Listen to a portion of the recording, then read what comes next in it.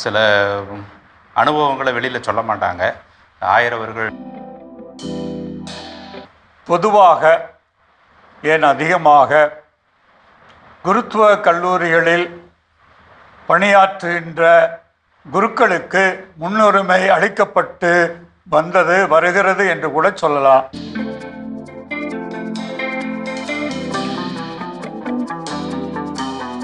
அழைப்பு உங்களுக்கு கொடுக்கப்பட்ட போது எப்படி உணர்ந்தீர்கள்? ஏன்னா திண்டுக்கல் உங்களுக்கு தெரியாத பகுதி இல்லை.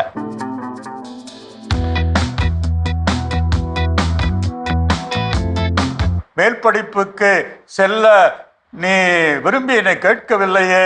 என் மாதாவின் தொலைக்காட்சியில் மகிழ்ந்திருக்கும் இனிய இதயங்களே, நல் மெய்ப்பர் நிகழ்ச்சியில் மாதா தொலைக்காட்சி வழியாக மீண்டும் ஒரு முறை உங்களை சந்திப்பதிலே மிக்க மகிழ்ச்சி அடைகின்றோம்.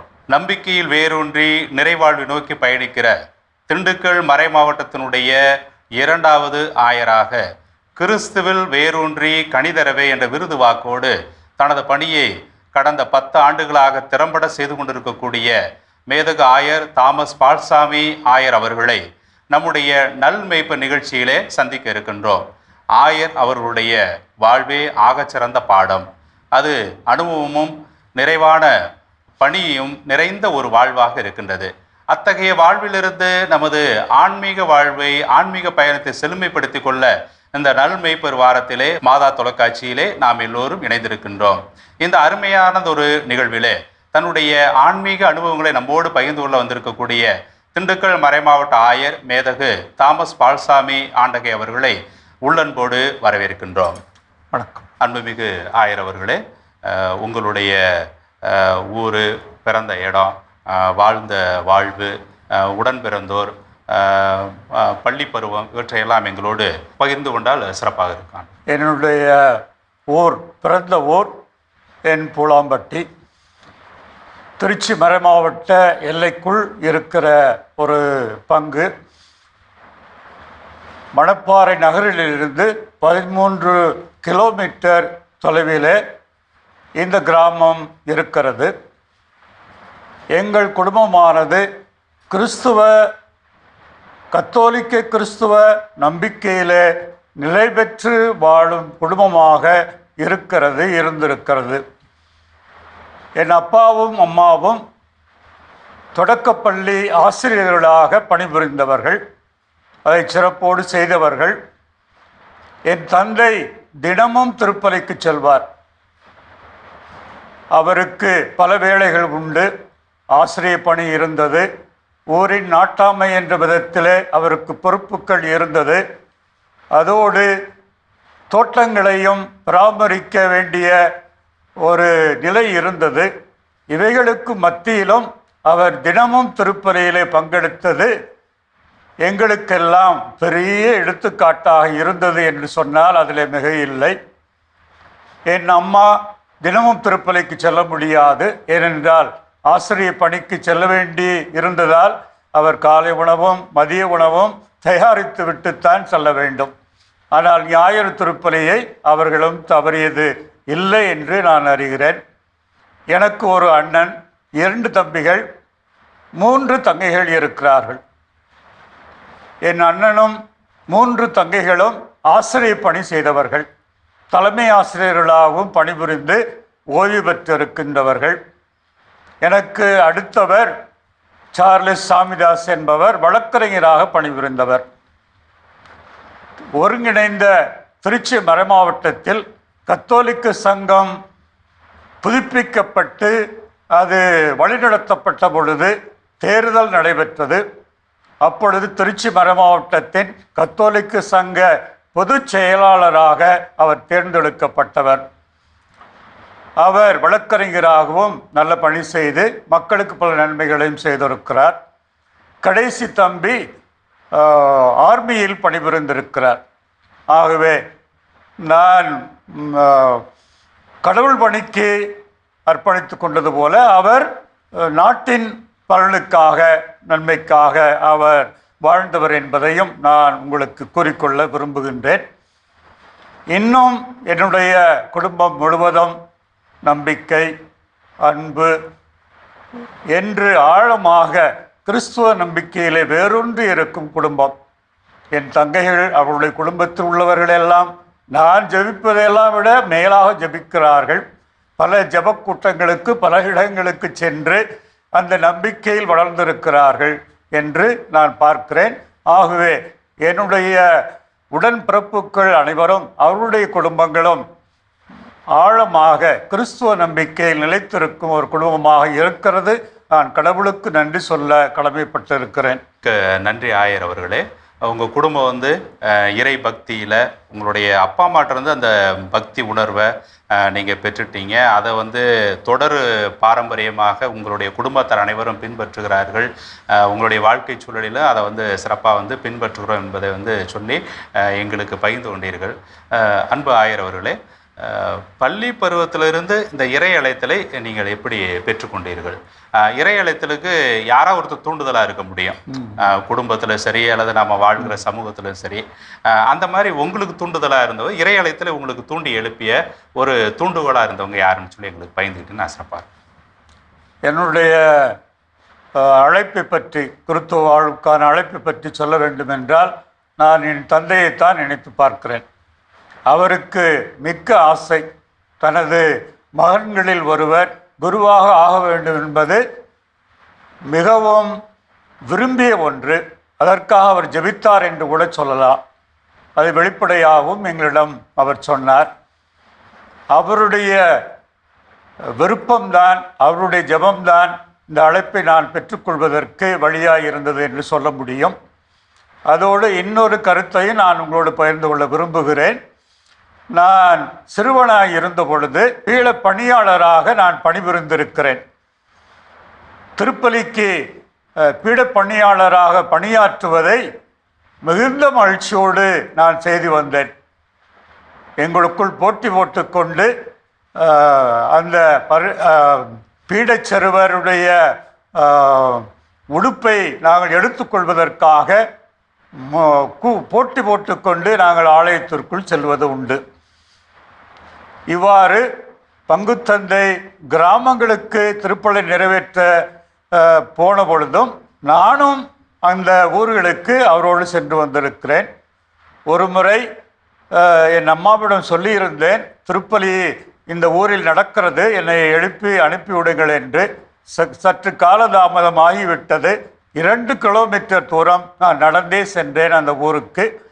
அங்கே திருப்பலி பாதி நடந்து கொண்டு இருந்தது. அதில் கலந்து கொண்டு விட்டு, ஆனால் பங்குத்தந்தை மகிழ்ச்சி அடைந்தார். இவ்வளவு தூரம் கால்நடையாக இந்த சிறுவன் வந்திருக்கிறானே என்று அவர் மகிழ்ச்சி அடைந்தார். இவ்வாறு நான் அந்த பங்குத்தந்தையோடு பல கிராமங்களுக்கு சென்று பீட பணியாளராக பணியாற்றிய ஒரு அனுபவம்தான் என்னை இறை அழைத்தலுக்கு கொண்டு வந்தது என்பதை நான் மறுக்க முடியாது. மகிழ்ச்சி ஆயர் அவர்களே, பீட சிறுவராக பணிபுரிந்த அந்த அனுபவம், பெற்றோர்கிட்ட கிடைத்த இறை பக்தி உங்களை இறை அழைத்தலை நோக்கி நகர்த்தி சென்றது. சிறப்பாக பெற்றோருடைய, குறிப்பாக உங்கள் அப்பாவோட ஜெபம் வந்து உங்களை ஒரு குருவாக மாற்ற தூண்டியது என்று சொல்லி நிச்சயமாக வந்து நம்பலாம். இந்த பள்ளி பருவத்திலையும் சரி கல்லூரி பருவத்திலையும் உங்களுக்கு நண்பர்கள்லாம் இருந்தாங்களா? அந்த நண்பர்கள் இந்த இறை அழைத்தலை தூண்டு எழுப்பினாங்களா? நல்ல பாதையில் வழி நடத்துனாங்களா உங்களைய? அவருடைய நட்புறவு உங்களை எவ்வளோ தூரம் ஆக்கப்படுத்தியது, ஊக்கப்படுத்தியதுன்னு சொன்னீங்கன்னா நல்லா. நான் முதல் வகுப்பிலிருந்து 8ஆம் வகுப்பு வரை எங்கள் ஊரிலேயே அமைந்திருந்த மறைமாவட்ட பள்ளியிலே நான் பயின்றேன். அதன் பிறகு 9வது 10வது 11வது வகுப்புகளை திருச்சி புனித வளர்னார் கல்லூரி மேல்நிலைப் பள்ளியிலே நான் படித்தேன். அதன் பிறகு அங்கே ப்ரீ யூனிவர்சிட்டி கோர்ஸ் கல்லூரியிலும் சேர்ந்து ஓராண்டு படித்தேன். அதன் பிறகுதான் குறுமடத்திற்கு சேர என்னை கையளித்தேன். எனக்கு நல்ல நண்பர்கள் இருந்தார்கள். அவ்வாறு ப்ரீ யூனிவர்சிட்டி கோர்ஸ் படிக்கும் பொழுது எனக்கு இருந்த நல்ல நண்பர்கள், நான் இவ்வாறு குருவாக விரும்புகிறேன் என்று சொன்ன பொழுது அவர்கள் வேண்டாம், இத்தகைய காலச்சூழலில் குருத்துவ வாழ்வெல்லாம் எளிதாக இருக்க முடியாது என்றெல்லாம் சொன்னார்கள். அவர்கள் என் மீது அக்கறை உண்டுதான் சொன்னார்கள். அவர்கள் நல்ல நண்பர்கள். இருந்தாலும் சொன்னேன், இதயத்தின் ஆழத்தில் இறைவன் அழைப்பதை உணர்கிறேன், நான் கட்டாயம் செல்ல வேண்டும் என்று அவர்களிடம் சொன்ன பொழுது அவர்களும் மகிழ்ச்சியோடு ஏற்றுக்கொண்டு எனக்காக ஜெபிப்பதாக வாக்களித்தார்கள். அவ்வாறு நான் குருவாக விரும்பி அப்பொழுது எனக்கு பங்கு தந்தையாக இருந்த அருட்தந்தை T.L. சுந்தரராஜ் அவர்கள் எனது விருப்பத்தை ஏற்று மகிழ்ச்சி அடைந்தார். அது மட்டுமல்ல, நீர் மறைமாவட்ட குருவாகத்தான் ஆக வேண்டும் என்று சொல்லி அவர் என்னை அப்பொழுது ஆயராயிருந்த மேதகு ஜேம்ஸ் மெண்டோன்சா ஆண்டவரிடம் என்னை அழைத்து சென்றார். தேர்வு முடிவு வந்த பிறகு அவர் என்னை அழைத்து சென்று மீண்டும் குருத்துவ கல்லூரிக்கு அனுப்ப அவர் ஏற்பாடு செய்தார். அதன்படிதான் நான் மறைமாவட்ட குருவாக ஆவதற்கு அவர் காரணமாயிருந்தார். ஆகவே அவர் தொடர்ந்து நான் கல்லூரியிலே படிக்கும் பொழுது, குருத்துவ கல்லூரியில் படிக்கும் பொழுது எனக்கு சரியான வழிகாட்டுதலையும் அவர் கொடுத்தார் என்பதை நான் நன்றியோடு நினைத்து பார்க்கிறேன். நல்லது, மகிழ்ச்சி ஆண்டவரே. உங்களுடைய நண்பர்கள் உங்களுடைய இறையளித்தல் வாழ்வுக்கு துணையாக வந்தார்கள் அப்படின்றது வந்து உங்களுடைய அனுபவ பகிர்வு தெளிவுபடுத்தியது. அன்பு ஆயர் அவர்களே, ஆயர் பணிக்கு நீங்கள் தேர்ந்தெடுக்கப்பட்டிருக்கிறீர்கள். இந்த திண்டுக்கல் மறை மாவட்டத்திற்கு நீங்கள் ஆயராக மேய்ப்பு பணி செய்ய வேண்டும் என்ற அழைப்பு உங்களுக்கு கொடுக்கப்பட்ட போது எப்படி உணர்ந்தீர்கள்? ஏன்னா திண்டுக்கல் வந்து உங்களுக்கு தெரியாத பகுதி இல்லை. திண்டுக்கல்லில் நீங்கள் ஏற்கனவே வந்து திண்டுக்கல் மறைவட்ட அதிபராக பணியாற்றிருக்கிறீர்கள். திண்டுக்கல் மறைவட்டம்னாலே இப்போ இருக்கக்கூடிய திண்டுக்கல் மறை மாவட்டத்தினுடைய பகுதிகள் தான். எனவே உங்களுக்கு நன்கு அறிமுகமான அந்த பகுதிகளில் திரும்பவும் நம்ம திரும்பவும் போய் பணி செய்ய போகிறோமே என்ற தயக்கம் இருந்துச்சா? அல்லது நல்லது, மகிழ்ச்சி, கடவுள் நமக்கு ஏற்கனவே அறிமுகமான அந்த பகுதியில் தான் பணியாற்ற ஒரு வாய்ப்பு கொடுத்துருக்கிறாரு அப்படின்னு சொல்லி உங்களுக்கு உற்சாகம் தந்ததா? இந்த ஆயர் பணிக்கு தேர்வானது எப்படிப்பட்ட ஒரு அனுபவத்தை உங்களுக்கு கொடுத்துச்சு? திண்டுக்கல் பங்கானது, சூசேப்பர் கோயில் பங்கானது திருச்சி மறை மாவட்டத்தில் இருந்த பொழுது அதனுடைய பங்கு தந்தையாக மற்றும் வரைபட்ட அதிபராக நான் நியமிக்கப்பட்ட பொழுது நான் மிகவும் ஆச்சரியப்பட்டேன். அப்பொழுது குறைந்த அனுபவம்தான் எனக்கு இருந்தது. 9 ஆண்டுகளே நான் குருவாக இருந்திருக்கிறேன். அத்தகைய நிலையில் இத்தகைய பெரும் பொறுப்பு கொடுக்கப்பட்டது எனக்கு ஆச்சரியமாகவும் இருந்தது. அதே ஒன்று மகிழ்ச்சியும் இருந்தது.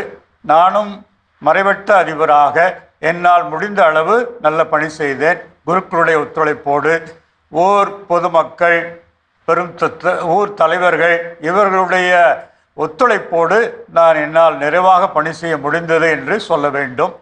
அது எனக்கு நல்ல அனுபவத்தை கொடுத்தது என்றும் சொல்ல வேண்டும்.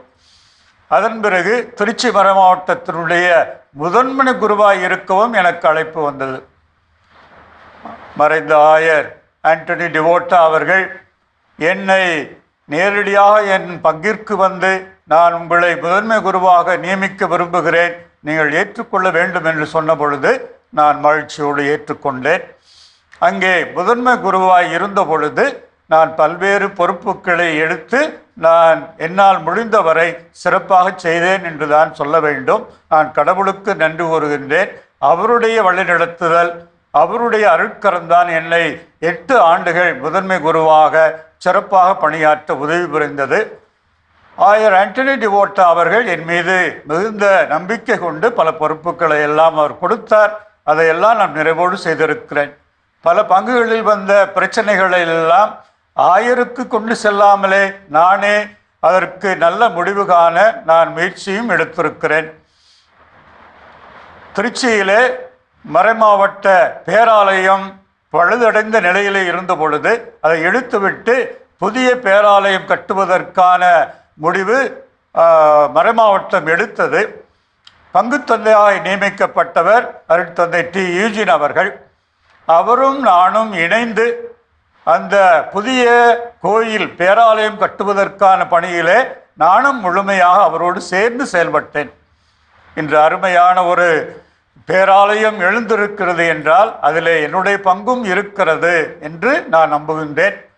ஆகவே அதுபோன்ற பல பணிகளை நான் என்னால் செய்ய முடிந்தது என்பது உண்மை. இந்த மறைவட்டர் அதிபராக இருந்த அனுபவம், திருச்சி மறை மாவட்டம் முதன்மை குருவாய் இருந்து பெற்ற அனுபவம், எனக்கு மிகவும் உறுதுணையாய் இருந்தது. ஆகவே என் பெயர் பரிந்துரைக்கப்படுவதற்கு அதுவும் ஒரு காரணம். நான் முதன்மை குருவாய் பணியாற்றி கொண்டிருக்கிறேன். ஒருவேளை ஆயர் ஆண்டனி டிவோட்டா அவர்கள் எனக்காக எழுதியிருக்கலாம், இதுவெல்லாம் வெளியில் சொல்ல முடியாதவை. ஆனால் எனக்கு அவர் பரிந்துரைத்திருக்கிறார் என்பது மட்டும் தெரிய வந்தது. ஆனாலும் இன்னும் பலர் பரிந்துரையில் இருந்தார்கள் என்பதும் எனக்கு தெரியும். ஆகவே நான் முழுமையாக இறுதியாக தேர்ந்தெடுக்கப்படுவேன் என்று நான் நினைக்கவில்லை. 2016 ஆண்டு ஈஸ்டர் உயிர்ப்பு பெருவிழா நாளன்று நான் மாலை திருப்பலி முடித்துவிட்டு எனது அறையில் அமர்ந்திருந்த பொழுது டெல்லி நுன்சியோ பாப்ரையின் தூதுவர்களிடமிருந்து எனக்கு அலைபேசியில் வந்தார். அவர் Pope Francis has appointed you bishop of Dindigul என்று சொன்னார். எனக்கு என்ன சொல்வதென்றே தெரியவில்லை. ஏனென்றால் பலரும் அந்த பொறுப்புக்காக பரிசீலனையில் உள்ளார்கள் என்று எனக்கு தெரிந்த வேளையிலே இறுதியாக நான் தேர்ந்தெடுக்கப்பட்டிருக்கிறேன், திருத்தந்தை என்னை நியமித்திருக்கிறார் என்று கேட்ட பொழுது மிக மிக மிக ஆச்சரியமடைந்தேன். என்ன சொல்வதென்றே தெரியாமல் இருந்தேன். நுன்சியோவிடம் அதுவே கடவுளின் விருப்பம் என்றால் நான் ஏற்றுக்கொள்கிறேன் என்று சொன்னேன். அதன் பிறகு அவரை நேரிலே போய் பார்த்து அவர் மறைமாவட்டத்தை பற்றி சொல்லி நீங்கள் எவ்வாறு இதை வழிநடத்த வேண்டும் என்றெல்லாம் எனக்கு அறிவுரை கூறி ஆசிர்வதித்து என்னை அனுப்பினார். ஆகவே இந்த ஆயர் பொறுப்பானது திருச்சபையில் ஒரு முக்கியமான ஒரு பொறுப்பாக மக்கள், கத்தோலிக்க மக்கள் கருதுகின்றார்கள். ஆகவே குருத்துவ வாழ்வுக்கு அழைத்த என் இறைவன் இந்த ஆயர் வாழ்வுக்கு அழைத்தது அவர் கொடுத்த பெரும் பெரும் கொடை. நான் வாழ்நாள் முழுவதும் அதற்காக நன்றி சொல்ல கடமைப்பட்டிருக்கிறேன். மிக சிறப்பான ஒரு அனுபவத்தை பகிர்ந்து கொண்டீர்கள். குருத்துவ பணிவாழ்வில் மறைவட்ட அதிபராக முதன்மை குருவாக இருந்தது உங்களுடைய ஆயர் பணிக்கான ஒரு அழைப்பாகவும், அதன் பிறகு ஆயர் பணியிலே நிறைவாக அதை செய்வதற்கு உங்களுக்கு அது தூண்டியது என்று சொன்னீர்கள். இந்த ஆயர் பணி என்பது பெரும்பாலும் ஒரு பார்வை இருக்குது திருச்சபைக்குள்ள. நிரம்ப படித்தவர்களுக்கு, திருச்சபை பற்றிய படிப்பை முடித்தவர்களுக்குத்தான் ஆயர் பணி வழங்கப்பட வேண்டும், அப்படி முனைவர் பட்டம் பெற்றவங்களுக்கு தான் கொடுக்கணும் அப்படின்னு சொல்லிட்டு ஒரு பரவலான கருத்துருவாக்கம் இருக்கிறது, கற்பிதம் இருக்குது. அதுதான் செயல்பாட்டிலும் இருக்குது. அதை நம்ம ஒன்று மறைபொருளாக நம்ம நினைக்க வேண்டியதில்லை. அப்படிப்பட்ட ஒரு சூழலில் நீங்கள் மக்களை மட்டும்தான் படித்திருந்தீர்கள். பெரிய அளவிலான திருச்சபை சார்ந்த படிப்புகள் எதுவும் நீங்கள் பெறவில்லை. அப்போ உங்களுடைய அனுபவத்தில் மக்களை படித்த ஒரு ஆயராக, ஒரு அனுபவசாலியாக, ஒரு குருவாக இறைப்பணியை ஆற்றி அந்த நிலையிலிருந்து நாம் நிறையா படிக்கலை அப்படின்ற ஒரு உணர்வு உங்களுக்கு எப்பயாவது தோன்றுச்சா? இல்லை ஆயர் பணிக்கு அதிகாரம் தேவையில்லை, ஆயர் பணிக்கு கடவுளுடைய அழைப்பு மட்டும் இருந்தால் போதும், அவருடைய இறைவார்த்தை மக்களுக்கு எடுத்து எம்பக்கூடிய நல் மேய்ப்பராக நான் இருந்தால் போதும், அந்த உணர்வு உங்களுக்கு மேலோங்கி இருந்துச்சு அந்த அழைப்பு வந்த உடனேயே? எப்படிப்பட்ட ஒரு உணர்வு உங்களுக்கு இருந்தது?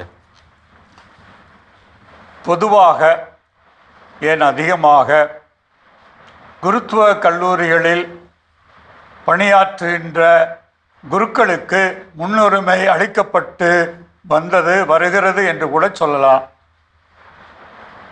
அவர்கள் ஏதாவது ஒரு துறையில் முனைவர் பட்டம் பெற்றிருப்பார்கள், அனுபவம் பெற்றிருப்பார்கள், திருச்சபையின் போதனைகளை அதிகமாக அறிந்திருப்பார்கள்.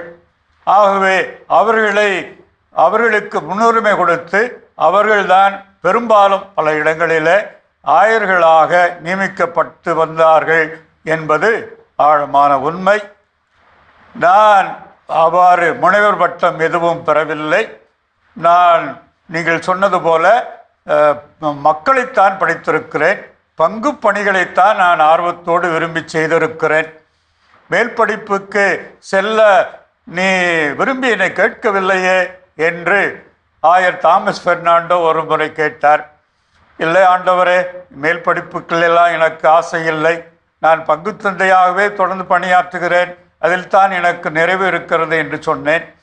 ஆகவே ஆயர் பொறுப்புக்கு முனைவர் பட்டம் பெற்றிருப்பது மட்டுமே தேவை என்ற கருத்து ஏற்புடையது அல்ல.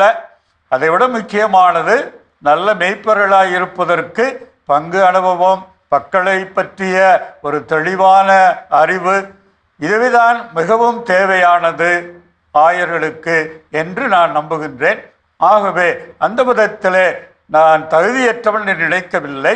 இருந்தாலும் கடவுள் கொடுத்த கொடையாக மட்டும் கருதுகிறேன். என்னுடைய பங்கு அனுபவங்கள் இந்த மறைமாவட்டத்தை வழிநடத்துவதற்கு மிகவும் உதவியாக இருந்தது என்றும் நான் நம்புகிறேன். தகுதி இல்லாத ஒன்றைத்தான் கடவுள் தேர்ந்தெடுக்க, இந்த உலகம் எது தகுதி இல்லைன்னு சொல்லுதோ அதை கடவுள் தகுதியானதாக மாற்றுகிறார். உங்களுடைய அனுபவத்தில் நீங்கள் அதைத்தான் தெளிவுபடுத்துகிறீர்கள். முனைவர் பட்டம் படிக்கணும், முனைப்பரம் பெற்றிருக்கணும் அப்படின்னு ஒரு தேவை இருந்தாலும் கூட அதை கடந்து என்னதான் படிச்சிருந்தாலும் மக்களோட இல்லைன்னு சொன்னால் பணியாற்ற முடியாது. மக்களை தெரியல, மக்களை படிக்கலை அப்படின்னு சொன்னால் நிறைவான ஒரு ஆயர் பணியை நிறைவேற்ற இயலாது. ஆயர் என்பவர் மக்களை அறிந்தவராக இருக்கணும். திருத்தந்தை பிரான்சிஸ் சொல்லுவது போல ஆடுகளுடைய அந்த வாசனையை அறிந்தவர்களாக இருக்க வேண்டும். அப்படிப்பட்ட ஒரு பணியை ஆயர் அவர்கள் நீங்கள் சிறப்பாக இந்த 10 ஆண்டுகள் ஆற்றியிருக்கின்றீர்கள். இதோடு சேர்ந்து தமிழக திரு அவையில் நீங்கள் பணியாற்றுகிறீங்க. எஸ்சி எஸ்டி பணிக்குழு செயலராக சிறப்பாக பணியாற்றினீர்கள். அதுபோல் இப்போது எம்பிசி பணிக்குழுடைய செயலராகவும் பணியாற்றி கொண்டிருக்கிறீர்கள். இந்த அனுபவம் உங்களுக்கு எப்படி இருந்துச்சு? தமிழக திரு அவையில் ஒரு பெரிய ஒரு பணி, இந்த பணி எஸ்சி எஸ்டி பணிக்குழு செயலராக இருப்பதோ எம்பிசி பணிக்குழு செயலராக இருப்பதோ ஒரு பெரிய ஒரு பணி. இதை எவ்வளோ தூரம் சிறப்பாக ஆற்றிருக்கிறீங்கன்னு சொல்லி நீங்கள் உணர்கிறீர்கள்? தமிழக ஆயர் பேரவையின் எஸ்சி எஸ்டி பட்டியல் இனத்தார் பழங்குடியினர் பணிக்குழுவிற்கு நான் தலைவராக வேண்டும் என்று ஆயர் பேரவை, தமிழக ஆயர் பேரவை என்னை பணித்தது. நான் மிகுந்த மகிழ்ச்சியோடு ஏற்றுக்கொண்டேன். இவ்வாறு தலித் கிறிஸ்தவர்களுடைய நல்வாழ்வுக்காக, அவர்களுடைய உரிமைகளுக்காக, அவர்களுடைய நலனுக்காக நான் பணி செய்வதற்கு ஒரு வாய்ப்பாக இருந்தது என்று சொல்ல வேண்டும். இன்னும் சொல்ல வேண்டுமென்றால், நான் மறைமாவட்டத்தின் எஸ்சி எஸ்டி பணிக்குழுவின் திருச்சி மறைமாவட்ட செயலராக நானே விரும்பி கேட்டு அதில் பணி செய்தவன். ஆயர் பீட்டர் பெர்னாண்டோ விடம் நானே சென்று கேட்டேன், இந்த மறைமாவட்ட எஸ்சி எஸ்டி பணிக்குழுவுக்கு யாரும் இல்லை என்று நினைத்தீர்கள் என்றால் என்ன நியமியங்கள் நான் செய்ய தயாராக இருக்கிறேன். எனக்கு உதவி பங்கு தந்தை இருக்கிறார், மற்ற பணிகளை அவர் செய்துவிட முடியும், நான் இந்த பணியை நான் செய்கிறேன் என்று நான் விரும்பி கேட்டு ஒரு 6 ஆண்டுகள் நான் அதில் பணிபுரிந்தேன். அதனால் இப்பொழுது இந்த எஸ்சி எஸ்டி பணிக்குழுவின் தலைவராக தமிழக ஆயர் பேரவையின் விருப்பப்படி நான் என் அர்ப்பணத்தோடு செய்திருக்கிறேன். டெல்லியில் எப்பொழுதெல்லாம் இதற்கான ஒரு கூட்டம்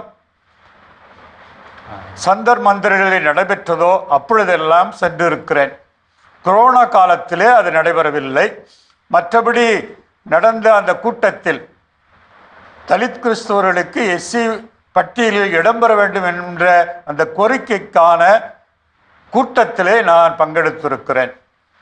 இவ்வாறு அவர்கள் எஸ்சி பட்டியலில் இடம்பெற வேண்டும் என்பதற்காக திருச்சியிலே ஒரு மாநாடு நடத்தினேன். என்னோடு மற்ற தலித் கிறிஸ்தவர்கள் அமைப்புகளும் சேர்ந்து கொண்டார்கள். மறைமாவட்டத்திலிருந்து நான் 2 லட்சம் ரூபாய் அந்த மாநாட்டுக்கு செலவழித்தேன். அதை தீர்மானமாக நிறைவேற்றி மத்திய அரசுக்கும் நான் அனுப்பினேன். அவ்வாறு வழக்கு ஒன்று உச்ச நீதிமன்றத்தில் நடக்கிறது. எஸ்சி கிறிஸ்தவர்கள் பட்டியலில் சேர்க்கப்படலாமா என்ற அந்த பிரச்சனை குறித்து உச்ச நீதிமன்றத்தில் வழக்கு தொடர்ந்துள்ளோம். தலித் அமைப்புகளின் தலைவர்களும் இந்திய ஆயர் பேரவையும் இணைந்து அந்த வழக்கை நடத்தி கொண்டிருக்கிறது. அந்த வழக்கிற்காக மறைமாவட்டத்திலிருந்து 2 லட்சம் தொகையை அவர்களுக்கு நான் கொடுத்திருக்கிறேன். இவ்வாறாக அவர்களுடைய படிப்புக்காக ஒரு நிதி இருக்கிறது தமிழக ஆயர் பேரவையிலே. அந்த நிதியிலிருந்து வட்டியை மட்டும் எடுத்து தலித் மாணவிகளுக்கு மட்டும் அதை வழங்கி கொண்டு இருக்கிறோம் தமிழகம் முழுவதும். இங்கே நமது மறைமாவட்டத்தில் அவர்கள் குறிப்பிட்ட பேருக்குத்தான் அந்த கல்வி உதவித்தொகை வழங்க முடியும். கூடுதலாக நான் என்னுடைய தனிப்பட்ட சேமிப்பிலிருந்து இன்னும் அதிகமான கூடுதலான மாணவர்களுக்கு நான் கல்வி உதவித்தொகை வழங்கியிருக்கிறேன் என்பதையும் நான் மகிழ்ச்சியோடு கூறிக்கொள்கிறேன். அவ்வாறு அதன் பிறகு பிசி, எம்பிசி, டிஎன்சி பணிக்குழுவின் பிற்படுத்தப்பட்டோர், மிகவும் பிற்படுத்தப்பட்டோர் இந்த ஆணையத்திற்கு தலைவராக ஏற்படுத்தப்பட்டேன். அதிலே முக்கியமாக ஒரு குறையாக இருந்தது, இந்து வன்னியர்களுக்கு கொடுக்கப்பட்ட எம்பிசி மிகவும் பிற்படுத்தோர் பட்டியல் கிறிஸ்துவ வன்னியர்களுக்கு கொடுக்கப்படவில்லை என்பது ஒரு குறையாக இருந்தது. வன்னிய சமூகத்தை சார்ந்த கிறிஸ்தவர்கள் இதை ஆயர்களுக்கு தங்கள் முக்கிய கோரிக்கையாக வைத்து கொண்டே இருந்தார்கள். அதனால் நானும் அந்த கோரிக்கை வைத்து ஒரு மாநாடு திண்டுக்கல் மேட்டுப்பட்டியிலே நான் அதை நடத்தி அங்கே தீர்மானம் நிறைவேற்றி முதல்வரை சந்திப்பதற்கான வாய்ப்பு கிடைத்தது. திருச்சி கிழக்கு சட்டமன்ற உறுப்பினர் இனிகோ இறுதிராஜ் அவர்கள் ஏற்பாடு செய்து கொடுத்தார். நானும் மற்றும் ஒரு சில குருக்களும் மக்களின் பிரதிநிதிகளும் சென்று முதல்வரை சந்தித்து நாங்கள் விண்ணப்பத்தை கொடுத்து விட்டு வந்தோம். அவ்வாறு அந்த முயற்சியையும் நான் மேற்கொண்டேன். இன்னும் அரசு அதை பற்றி முடிவு செய்யவில்லை என்றாலும் இன்னும் நம்பிக்கை இருக்கிறது. இவ்வாறாக தமிழக அளவிலே நான் எஸ்சி எஸ்டி பணிக்குழுவிலும் பிசி எம்பிசி பணிக்குழுவிலும் நான் தலைவராயிருந்து அந்த மக்களுக்காக என்னால் முடிந்ததை செய்திருக்கிறேன் என்ற நிறைவு இருக்கிறது. மகிழ்ச்சி ஆயர் அவர்களே, டெல்லி ஜந்தர் மந்தரில் நடைபெற்ற போராட்டத்தில் தமிழக ஆயர்களில் நீங்களும் ஆயர் நீதிநாதனை மட்டும்தான் அதில் பங்கெடுத்ததாக ஒரு செய்தி உண்டு. அந்த அளவுக்கு ஈடுபாட்டோடு மக்கள் பணியில் எஸ்சி எஸ்டி பணிக்குழு சார்பாகவும் பிசி எம்பிசி டிஎன்சி பணிக்குழு சார்பாகவும் ஆகச்சிறந்த பணிகளை தமிழக திரு அவையில் உங்களுடைய பணிக்காலத்தில் நீங்கள் நிறைவாக ஆற்றிருக்கிறீர்கள் என்பது உங்களுடைய பகிர்விலிருந்து நாங்கள் புரிந்து கொள்ள முடிகிறது. அன்பு ஆயர் அவர்களே, நீங்கள் ரொம்ப இறக்க குணம் கொண்டவங்கன்னு சொல்கிறாங்க. அனுபவத்திலே நான் அதை உணர்ந்திருக்கிறேன். ஏழைகள்பால் மிகுந்த அன்பும் இரக்கமும் நீங்கள் கொண்டு இருக்கிறீங்க. தேவை என்று வருகிறவர்களுக்கு உங்கள்கிட்ட என்ன இருக்குதோ அதை நீங்கள் தாராளமாக கொடுக்குறீங்க. இந்த இரக்க பண்பு உங்களை மனிதநேய ஆயராக மக்களிடத்திலே ஒரு பெயரை, ஒரு அன்பை, ஒரு ஈடுபாட்டை ஏற்படுத்தியிருக்கிறது. இந்த அன்பு செயல்பாடு, இந்த இரக்க குணம் உங்களுக்கு எப்படி வந்துச்சு? யார் தூண்டுதலாக இருந்தாங்க? என்னுடைய அம்மா தாராள குணம் உடையவர்களாக வாழ்ந்தார்கள் என்பது நான் அறிந்திருக்கின்ற உண்மை. அவர் எங்கள் தோட்டத்திலே வேலை பார்க்கும் அந்த குடும்பத்திற்கு குறிப்பிட்ட அளவு தானியங்களை அவர்களுக்கு கூலியாக கொடுப்போம். ஆனால் என்னுடைய அம்மா அவர்களுக்கு குறிக்கப்பட்ட தானியங்களுடைய அளவுக்கு மேலாக அவர்கள் தேவைக்கேற்ப கூடுதலாக அவர்களுக்கு தானியமும் மற்ற உதவியும் கொடுத்து வந்தார் என்பதை நான் சிறுவனாக பார்த்ததிலிருந்து அத்தகைய இரக்க குணம் வந்தது என்று சொல்ல வேண்டும். ஆகவே இரக்க குணம் எனக்கு உண்டு என்பதை குருக்களும் மக்களும் அறிவார்கள். அதுதான் எனக்கு நிறைவு கொடுத்த ஒன்று என்று கூட சொல்லலாம். ஆகவே நான் அம்மாவிடமிருந்து கற்றுக்கொண்ட அந்த படிப்பினையை என் வாழ்நாளில் கடைப்பிடித்து வந்திருக்கிறேன்.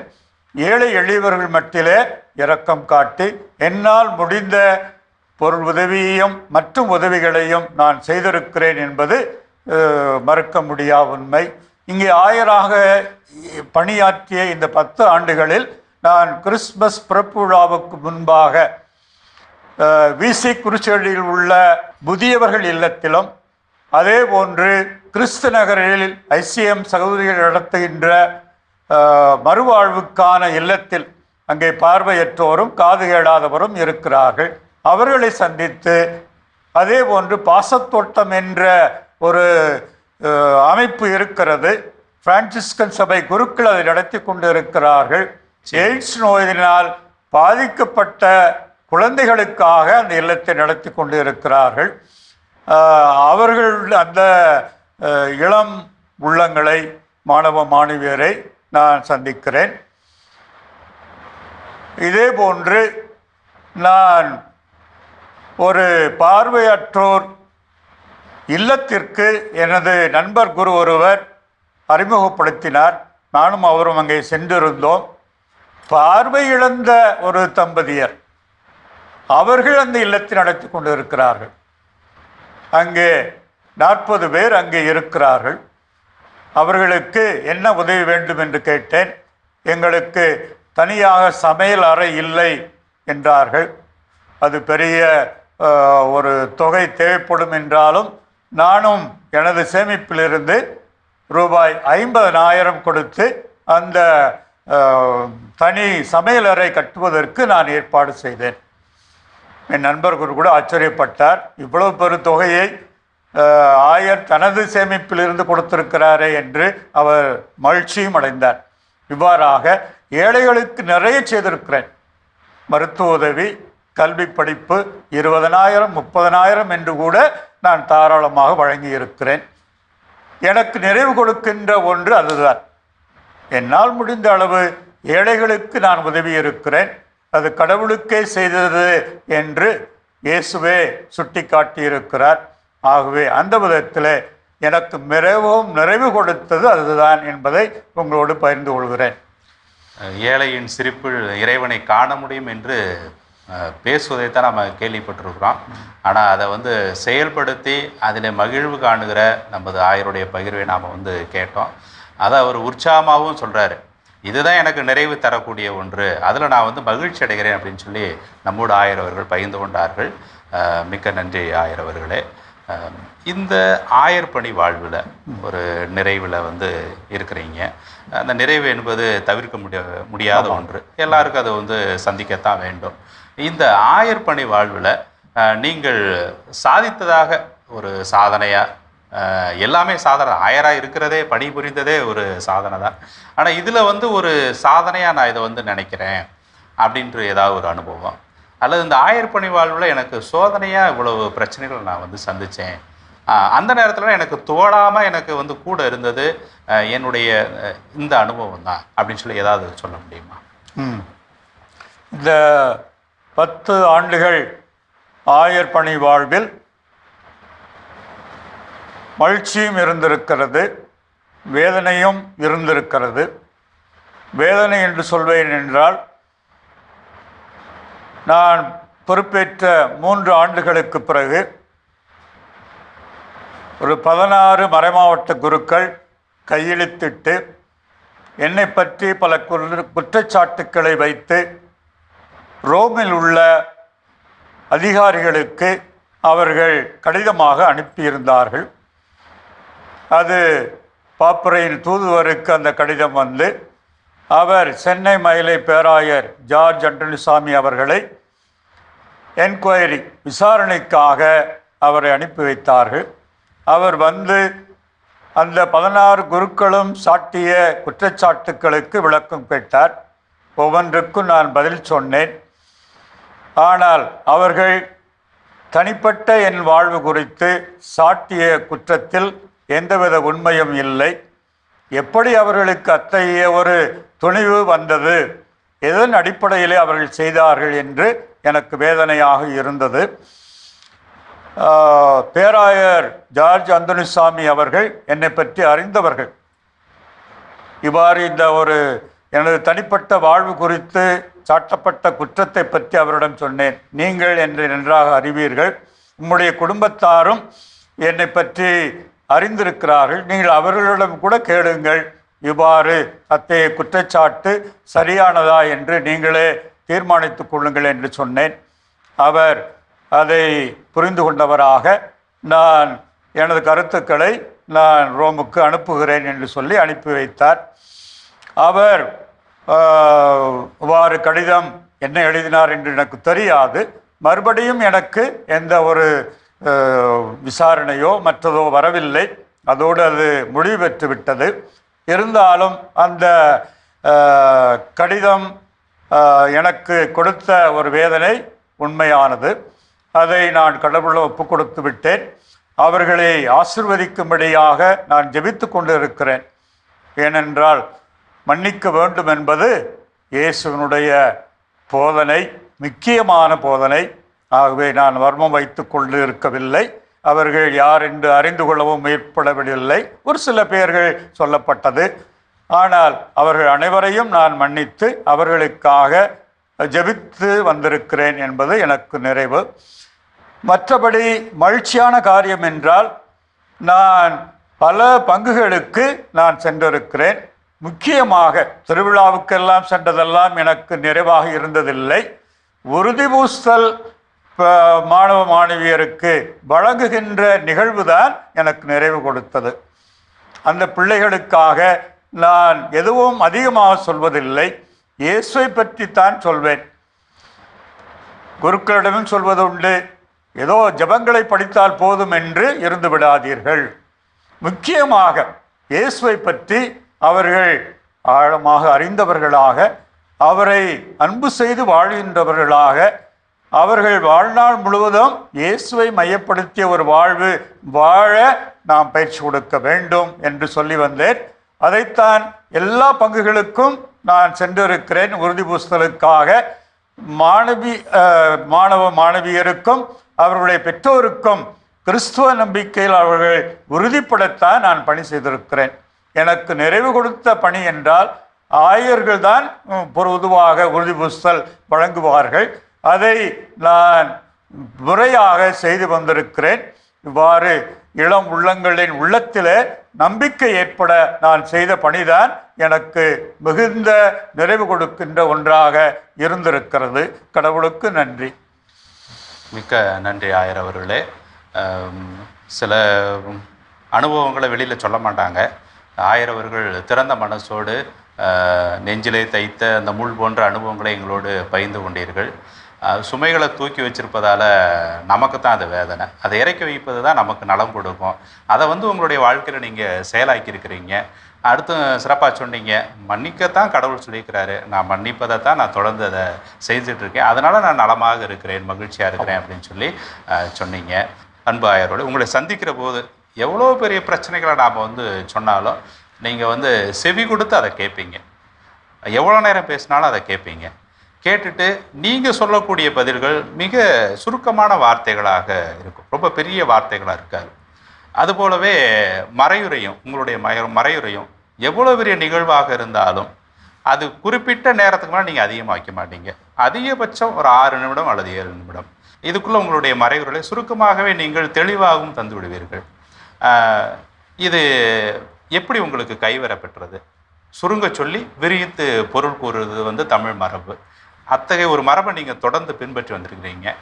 இதுக்கு ஏதாவது பின்புலம் உண்டா? ஏதாவது காரணம் இருக்கா? பொதுவாக என்னிடம் தங்களுடைய தேவைகளுக்காக, பிரச்சனைக்காக வருகின்ற பங்கு தந்தையர்களையும் மற்றும் நிறுவனத்தில் பணிக்குழுக்களில் செயல்படும் தந்தையர்கள் வரும்போது நான் மிகவும் அவர்களை அன்போடு வரவேற்று அவர்களுடைய தேவைகள், குறைபாடுகள், பிரச்சனைகளை நான் மனமுவந்து கேட்டு அவர்களுக்கு பொதுவாக ஆறுதல், நம்பிக்கை கொடுக்கும் வார்த்தைகளையே சொல்லி அனுப்பியிருக்கிறேன். நான் கடுமையாக பேசி யாரையும் புண்படுத்தியதாக எனக்கு நினைவில் இல்லை. அப்படி செய்யவும் மாட்டேன். ஆயிரன்ற முறையில் ஒரு சில முடிவுகள் நான் எடுக்கத்தான் வேண்டும். அது ஒரு சிலருக்கு வருத்தத்தை கொடுத்திருக்கவும் முடியும். ஆனால் நிர்வாகத்தில் அதையெல்லாம் தவிர்க்க முடியாதது. அவர்கள் மேல் வெறுப்பு கொண்டு நான் செய்யவில்லை. ஆனால் ஒரு சில நியமங்களோ மாற்றங்களோ நான் செய்ய வேண்டிய ஒரு பொறுப்பும் எனக்கு இருக்கிறது என்று தான் நினைக்கிறேன். ஆகவே அவர்கள் தங்களுடைய பணி நியமனம் அல்லது பணி மாற்றம், பணியிட மாற்றம் இவற்றுக்கு சம்பந்தமாக நேற்று கூட ஒருவர் பேச வந்தார். நான் அவருடைய குறையை கேட்டுவிட்டு நான் அவருக்கு சரியான வழிகாட்டுதலை மட்டும் அமைதியாக கூறி நான் அவரிடம் கடுமையாக நடக்கவில்லை. மாறாக உங்களுடைய உணர்வு தெரிகிறது, நீங்களும் நீங்கள் நல்ல பணியை செய்ய முடியும் என்று நம்பித்தான் உங்களை அனுப்புகிறேன். நீங்கள் நன்றாக பணி செய்வீர்கள், எங்களுடைய ஒத்துழைப்பு உங்களுக்கு இருக்கும் என்று கூறி வந்திருக்கிறேன். மறையுரையை பொறுத்த மட்டிலே நகைச்சுவை சொல்வதெல்லாம் நான் விரும்புவதில்லை, அது தவறு. பெரிய கதைகள், சினிமா கதைகள் இவற்றையெல்லாம் சொல்வது சரியானது அல்ல. புனிதர்களுடைய வாழ்வின் எடுத்துக்காட்டில் நிகழ்வுகளை சொல்லலாம், அல்லது நல்ல நம்பிக்கையாளர்களுடைய அவர்களுடைய அனுபவங்கள் இதை பற்றி நாம் பகிர்ந்து கொள்ளலாம், அது மக்களுக்கு பயனளிக்கும். ஆகவே திருத்தந்தை பிரான்சிஸ் அவர்கள் சொன்னது போன்று ஒரே கருத்தை மையப்படுத்தி சுருக்கமாக மறையுரை ஆற்றுவதுதான் சிறப்பு. நமக்கு மனதுக்கு வந்ததெல்லாம் கொட்டி தீர்த்து விட வேண்டும் என்று குருக்கள் நினைப்பது சரியல்ல. மாறாக மக்களுக்கு பயன்படும் விதத்தில் நல்ல ஒரு கருத்தை எடுத்து அவர்களுக்கு வாழ்வுக்கு பயனளிக்கக்கூடிய விதத்தில் சிறிய மறையுரை ஆற்றுவதே பொருத்தமானது என்று நான் நம்புகிறேன். அதைத்தான் இதுவரை செய்து வந்திருக்கிறேன். நன்றி ஆயர் அவர்களே. மிக சிறப்பாக மக்களுக்கு என்ன தேவையோ அதை மறையர்களை கொடுக்கணும். தேவையில்லாத கவனச்சிதறல்களை நாம் உருவாக்கக்கூடாது. அது இறைவனோடு அந்த திருப்பலியிலே அவர்களை இணைவதை நாம் எந்த விதத்திலும் தடைக்கல்லாக தடுக்கக்கூடாது அப்படின்றத தெளிவாக எடுத்து எம்மினீர்கள். அன்பு ஆயர் அவர்களே, நீங்கள் நிறையா வாசிக்கிறீங்க. உங்களுடைய வாசிப்பு பழக்கம் அதை பெருமையாக எல்லா இடத்துலையும் நீங்கள் நான் இன்றைக்கி இந்த புத்தகம் வாசித்தேன், இதில் இந்த கருத்து இருந்துச்சு, குருக்களுடைய கூட்டத்தில் நான் இந்த புத்தகத்தை வாசித்தேன், இதில் இந்த கருத்து சிறப்பாக இருந்துச்சு, இதிலேருந்து தான் நான் உங்களுக்கு இன்றைக்கி சிந்தனைகளை வழங்குகிறேன் என்பதை நீங்கள் ஆழமாகவே தெளிவாக எடுத்து சொல்கிறீங்க. இந்த வாசிப்பு பழக்கம் நிச்சயமாக எல்லாருக்கும் தேவை தான்.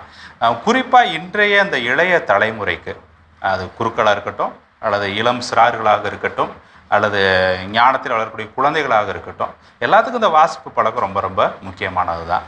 இதோடு சேர்த்து, இந்த வாசிப்பு பழக்கத்தோடு சேர்த்து ஆயர் அவர்கள் இந்த இளைய தலைமுறைக்கு இறை நம்பிக்கையில் இறை உறவில் வளர்வதற்கு இதெல்லாம் செஞ்சால் நல்லாயிருக்கும் அப்படின்ற மாதிரி உங்களுடைய அனுபவத்திலேருந்து சில கருத்துக்கள் சொல்லலாம். இளம் குருக்களுக்கு நான் இதை சொல்லிக்கொள்ள விரும்புகிறேன். மறையியல், இறையியல், பிலாசபி, தியாலஜி இவற்றை நாம் படித்து விட்டோம், எல்லாம் நமக்கு தெரியும். ஆகவே மறையுரை வழங்குவதற்கு பெரிய தயாரிப்பெல்லாம் தேவையில்லை என்று நினைப்பது மிக மிக தவறானது. நாம் அடிப்படை பல உண்மைகளை தெரிந்து கொள்கிறோம், உண்மைதான். ஆனால் மறையுரை ஆற்றுவதற்கு இன்னும் அதிகமாக நல்ல புத்தகங்களை, எவ்வளவோ புத்தகங்கள் இருக்கிறது, புனிதர்களுடைய வாழ்வு பற்றியும் மற்றும் நம்பிக்கையாளர்களின் வாழ்வில் நிறைந்திருக்கின்ற பண்புகள் எல்லாம் பல புத்தகங்களில் நாம் காண கிடக்கிறோம். அவற்றையெல்லாம் வாசிக்க வேண்டும். விவிலியத்தை நாம் எத்தனை பேர் முழுமையாக வாசித்திருக்கிறோம்? நற்செய்தியை பார்த்து அதை பற்றி சில விளக்கம் கொடுத்துவிட்டு நாம் மற்ற இறைவார்த்தை, பழைய ஏற்பாட்டிலே பல செய்திகள், உண்மைகள் வெளிப்படுத்தப்பட்டிருக்கிறது. இறைவார்த்தையை மையப்படுத்தி நாம் மறையுரை ஆற்றுவது தேவை. ஆகவே நல்ல மறையுரை ஆற்றுவதற்கு புத்தகங்களை வாசிப்பது, நல்ல பத்திரிகைகளை, கத்தோலிக்க பத்திரிகைகளை வாசிப்பது மிக மிக அவசியமானது. செய்தித்தாளும் வாசிக்கலாம், வாசிக்க வேண்டும். அங்கே மக்களுடைய பிரச்சனைகளை பார்க்கிறோம், தேவைகளை பார்க்கிறோம், அதுவும் தேவையானது தான் என்பதை நான் அறிகிறேன். இவ்வுலகிலே உள்ள நடைமுறைகளை செய்தித்தாட்கள் அல்லது தொலைக்காட்சிகள் நமக்கு வழங்குகின்றன. அதையும் தெரிந்து கொண்டு இருப்பது மக்கள் நம்முடைய மறையுரை எப்படி அமைய வேண்டும் என்பதற்கு உதவியாகவும் இருக்கும். ஆகவே இவ்வாறு நல்ல புத்தகங்களை தொடர்ந்து வாசியுங்கள் என்று இளம் குருக்களிடமும் சிறப்பாக சொல்லிக்கொள்ள விரும்புகிறேன். அவ்வாறு இளைஞர்களும் மாணவ மாணவியரும் இறைவார்த்தையை, நற்செய்தியை முழுமையாக அறிந்து அவர்கள் அதை வாசிப்பதிலே நிறைவு காண வேண்டும். இவ்வாறு அவர்களும் நல்ல புத்தகங்களை, நல்ல எண்ணங்களை, லட்சியங்களை கொடுக்கக்கூடிய பத்திரிகைகளை மட்டுமே அவர்கள் வாசித்து பயன்பெற வேண்டும். தேவையில்லாத செய்தித்தாட்களையோ அல்லது பயனற்ற நாளிதழ், வார இதழ், மாத இதழ் இவற்றை வாசிப்பதை தவிர்க்க வேண்டும். அவையெல்லாம் நமக்கு நிச்சயமாக நல்ல ஒரு மனிதனாக, கிறிஸ்துவனாக வாழ்வதற்கு அவையெல்லாம் தடையாக இருந்துவிடும். ஆகவே நாம் தேர்ந்தெடுத்து நல்ல புத்தகங்கள், நல்ல கருத்துக்கள் கொண்ட பத்திரிகைகளை வாசித்தும் நாம் நம்ம அனுபவத்தை பெருக்கிக் கொள்வதோடு நமது பணி வாழ்வுக்கும் நம்முடைய தனிப்பட்ட வாழ்வுக்கும் அவையெல்லாம் மிக மிக உதவியாக இருக்கும் என்றும் உங்களோடு பகிர்ந்து கொள்கிறேன். நன்றி ஆயர் அவர்களே. சிறப்பாக இந்த ஒரு நேர்காணலில் நல்மெய்ப்பர் நிகழ்வில் நான் இதெல்லாம் சொல்ல நினச்சேன், அதை எல்லாத்தையும் சொல்லிட்டேன், இந்த கருத்து மட்டும் நான் சொல்ல விடுபட்டுருச்சு, நீங்களும் கேட்கல அப்படின்னு ஏதாவது இருந்துச்சுன்னு சொன்னேன். அப்படிப்பட்ட கருத்துக்கள் இருந்தால் நீங்கள் பகிர்ந்து கொள்ளலாம். ஆகவே என் அனுபவங்களை உங்களோடு பகிர்ந்து கொள்ள தமிழக மக்களுக்கு, சிறப்பாக கத்தோலிக்க கிறிஸ்தவர்களுக்கு எனக்கு கிடைத்த வாய்ப்புக்காக மாதா தொலைக்காட்சியினுடைய இயக்குனர், எங்களது மறைமாவட்ட ஊடக பணித்துவ குழுவின் செயலராக சிறப்பாக செயலாற்றி கொண்டிருக்கின்ற தந்தை ஜே அந்தோனிசாமி அவர்களுக்கும் அவருடைய குழுவினருக்கும் நான் நன்றியை கூறிக்கொள்கிறேன். இந்த பகிர்வு எல்லா மக்களுக்கும் பயனுள்ளதாக இருந்திருக்கும் என்று நம்புகின்றேன். எனக்காக ஜெபிக்கவும் உங்களை அன்போடு கேட்டுக்கொண்டு நிறைவு செய்கிறேன். நன்றி, வணக்கம். வாழ்க்கை பயணத்தில் நிச்சயமாக துணைக்கரங்கள் நிச்சயமாக தேவைப்படும். அப்படிப்பட்ட அந்த துணைக்கரங்களை நாம் எங்கே தேடுகிறோம், யாரிடம் அத்தகைய ஆதரவை நாம் நாடுகிறோம் என்று நிச்சயமாக நம்முடைய வாழ்வு அனுபவம் நமக்கு கற்றுக் கொடுக்கும். நம்முடைய ஆயர் மேதகு தாமஸ் பால்சாமி அவர்கள் நல் மெய்ப்பராக தான் நடந்து வந்த பாதையை நம்மோடு பகிர்ந்திருக்கின்றார். அவருடைய வாழ்வினுடைய அனுபவங்களை அவர் நம்மோடு செழுமையாக்கி தந்திருக்கிறார். அவருடைய ஆன்மீகம் ஒரு எளிமையான ஆன்மீகம், எளிய மக்களுடைய ஆன்மீகம், மக்களை படித்த, மக்களை நேசித்த, மக்களுக்காக தன்னுடைய வாழ்வை அர்ப்பணித்த ஒரு ஆன்மீகமாக ஆயர் அவர்களுடைய இந்த பணிவாழ்வு நமக்கு வெளிப்படுகிறது.